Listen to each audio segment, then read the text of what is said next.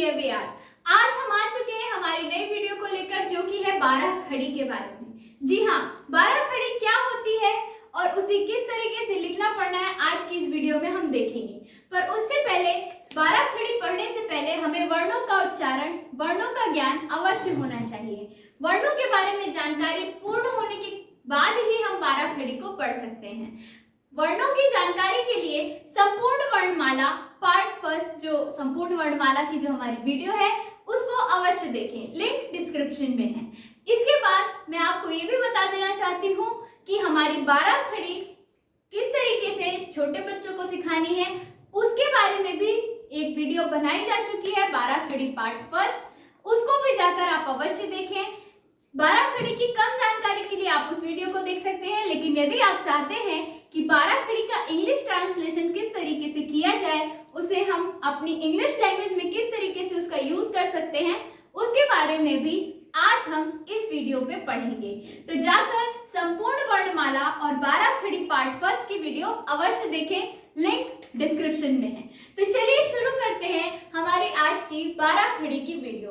12 खड़ी में हम आपको बताना चाहते हैं कि 12 खड़ी में आज जो हम आपको पढ़ाने जा रहे हैं वो है कि हमें 12 खड़ी किस तरीके से लिखनी है, किस तरीके से बोलनी है, एवं उसका इंग्लिश ट्रांसलेशन क्या होता है, यानी इंग्लिश में 12 खड़ी किस तरीके से लिखी जाती है, इसका उपयोग क्या है और ये क्यों आवश्यक है। सबसे पहले मैं आपको बता दूं, 12 खड़ी मात्राओं की सहायता से जब हम व्यंजनों को लिखते हैं उसे 12 खड़ी कहते हैं। हिंदी शुद्ध शुद्ध लिखने, शुद्ध शुद्ध बोलने और सही उच्चारण के लिए हम 12 खड़ी का उपयोग करते हैं। इंग्लिश की 12 खड़ी इसीलिए आवश्यक है ताकि बच्चे वर्ड फॉर्म करके, आगे चलकर वर्ड फॉर्मेशन करके वर्ड्स इजीली, उन्हें कितने भी बड़े स्पेलिंग्स क्यों ना हो, वो उन चीजों को पढ़ सके। तो आज मैं आपको बताऊंगी हमारी वीडियो में कि मात्राओं की इंग्लिश वर्ड क्या होते हैं, किन वर्ड्स को मिलाकर हम हिंदी की मात्राओं को लिख सकते हैं और किन वर्ड के लिए किन अल्फाबेट्स का यूज होता है। तो चलिए शुरू करते हैं आज की हमारी वीडियो।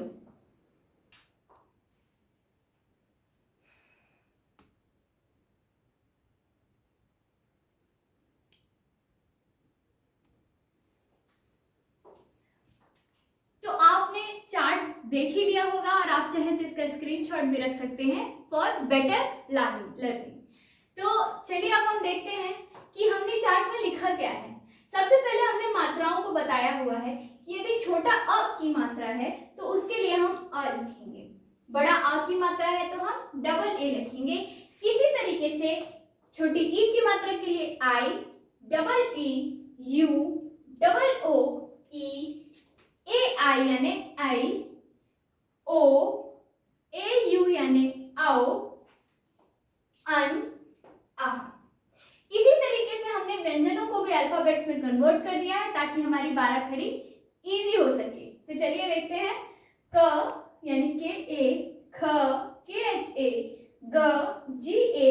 अब आप सोच रहे होंगे मैंने इसमें ए तो पहले से ही लगा दिया है, तो आप ये मात्रा, ये शिरोरेखा तो देख ही रहे होंगे। शिरोरेखा का मतलब ही होता है छोटा अ की मात्रा, और हमने ये पहले ही पढ़ लिया है कि व्यंजनों को बिना स्वर की सहायता से बोला नहीं जा सकता। आप खुद ही बोल के देखिए, क, आ, क, अ, क। तो क में छोटा अ की मात्रा तो ऑलरेडी आ रही है, तो हमने सभी वर्णों में अ लगा कर रखा हुआ है। क से लेकर ज्ञ तक हम वर्णों को इस तरीके से लिखेंगे। तो चलिए अब हम देखते हैं कि हमने किस वर्ण को क्या लिखा है।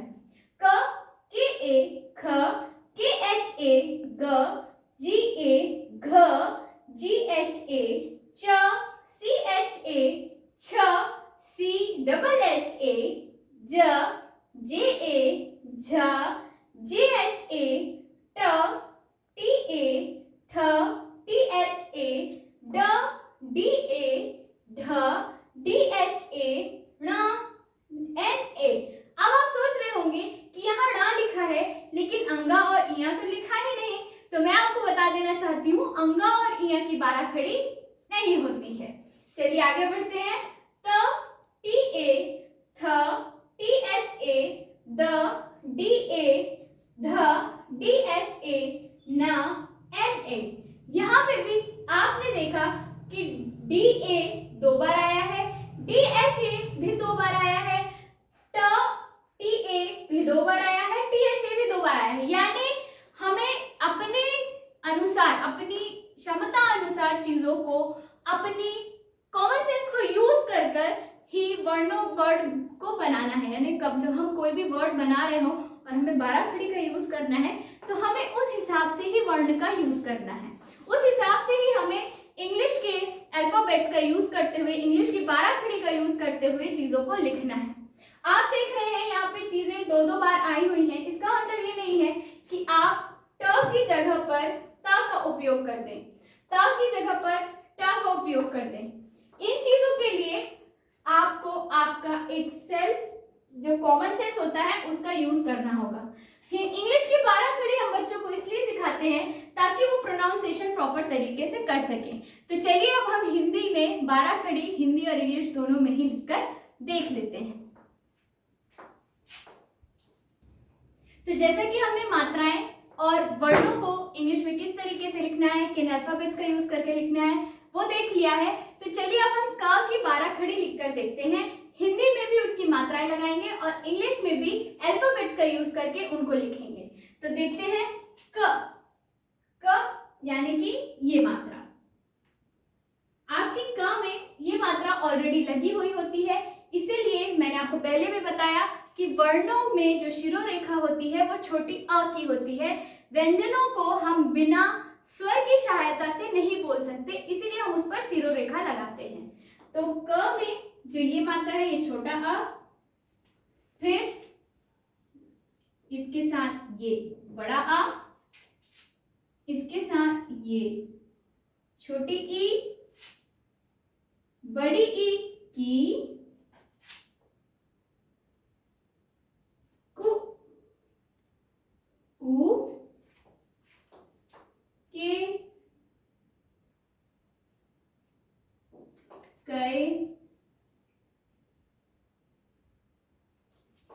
को,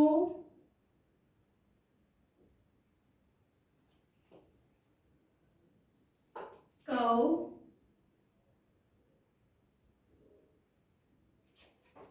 कम,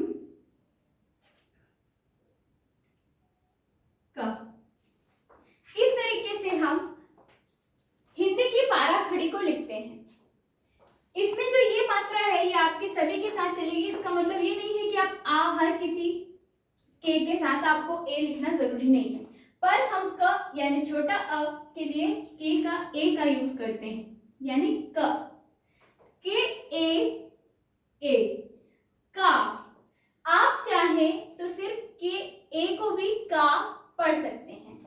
ये मैंने आपको पहले कहा कि वर्ड्स के ऊपर डिपेंड करता है हमारी इंग्लिश की 12 खड़ी हमें किस प्रकार से लिखनी है। ये जो हम यहाँ पर लिख रहे हैं जरूरी नहीं है कि इसे ही सही माना जाए या इसे ही एक मतलब पढ़ने का तरीका मान लिया जाए। कभी कभी हमें अपने सेंस को यूज करके भी शब्दों का फॉर्मेशन करना होता है, क्योंकि हम इंग्लिश पढ़ रहे हैं। अभी हमें ये बताना इसलिए जरूरी है ताकि बच्चा छोटे में वर्ड फॉर्मेशन कर सके। की के लिए आप देख रहे हैं छोटी ई के लिए हम आई का यूज करते हैं, यानी की डबल ई। कु के लिए यू का यूज करते हैं, उ, कु।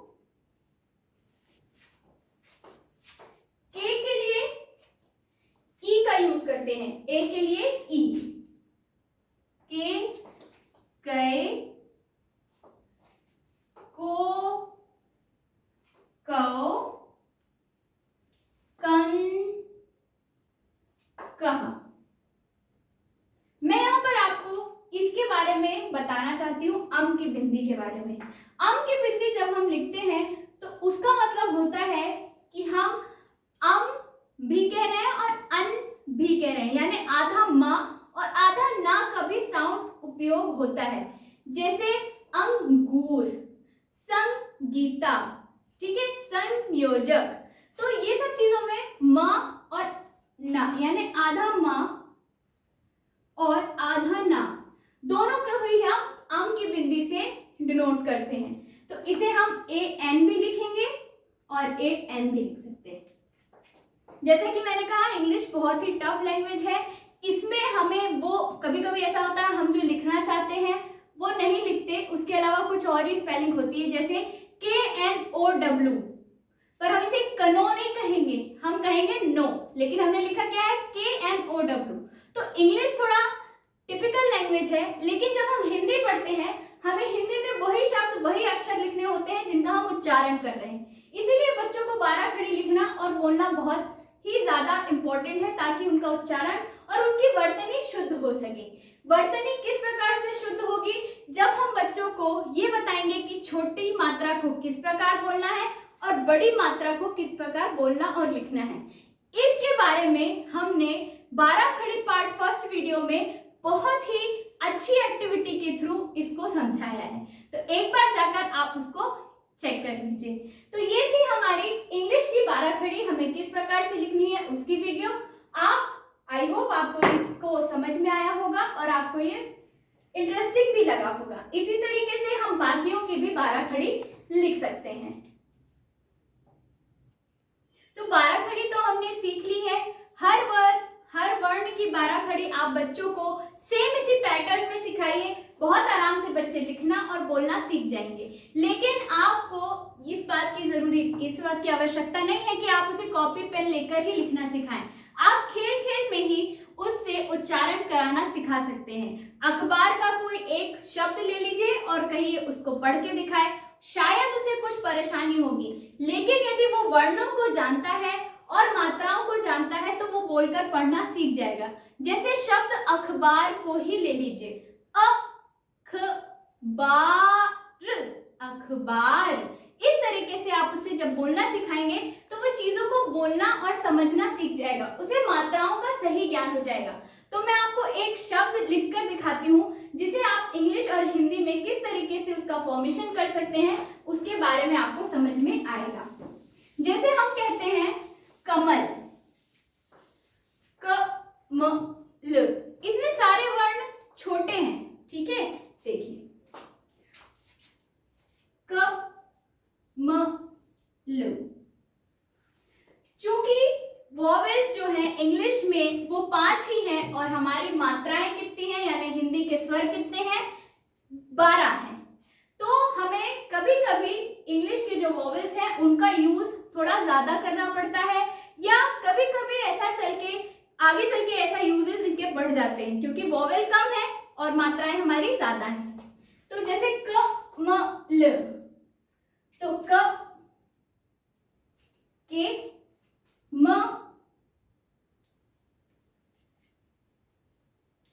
कमल। अब ला में ए क्यों नहीं लगाया गया? क्योंकि ये इंग्लिश की एक आप कह लें एक उसका फॉल्ट है, या आप उसको इंग्लिश की एक रूटीन के थ्रू समझ सकते हैं कि एल ए क्यों नहीं लिखा गया। यदि हम यहीं पे कमला लिखते, क म ला, तो ला बड़ा आ, क म ला, इस तरीके से कमला शब्द को लिखा जाता है। ये इंग्लिश में चूंकि वॉवेल्स कम हैं, 5 वॉवेल्स होते हैं, इसीलिए उनका उपयोग अलग अलग तरीके से किया जाता है, उनकी रूल्स अलग होते हैं उनका यूज करने के लिए। यहाँ पे अगर मैं ए लगा भी दूंगी तो हो सकता है उससे कुछ चेंजेस आ जाए, लेकिन हम चीजों को इस तरीके से ही लिखते हैं। आप भी बच्चों से खेल खेल में कुछ भी शब्द बनवाना सीख सकते हैं। जैसे अगर आपके बच्चे का नाम है छवि, तो आप किस तरीके से छवि लिख सकते हैं? हमें सिर्फ इसको जोड़कर लिखना है, इन मात्राओं को जोड़ना है और व्यंजनों को इंग्लिश में जोड़ना है, यानी कि छवि, छवि। छ के लिए हमने सीखा है CHHA, व के लिए होता है V, वा में है छोटी ई की मात्रा आई, छवि। इस तरीके से हम बच्चों को लिखना, बोलना और उनका सही तरीके से वर्ड्स का यूज करना, सही जगह पर 12 खड़ी और उनकी मात्राओं को समझकर बोलना, लिखना और उनकी वर्तनी शुद्ध कर सकते हैं। तो अभिभावक खास तौर पर ध्यान देंगे कि बच्चों को कॉपी बुक के सहारे पढ़ाने से अच्छा है उन्हें प्रैक्टिकल नॉलेज दी जाए, क्योंकि हमारा उद्देश्य क्या है? हमारा उद्देश्य बच्चों को वेल एजुकेटेड बनाना है, ट्रेनिंग नहीं देनी है। तो इस तरीके से हम 12 खड़ी की इस वीडियो को खत्म करते हैं। आई होप आपको ये पसंद आएगी, और यदि पसंद आए तो इसे लाइक जरूर करिएगा। धन्यवाद।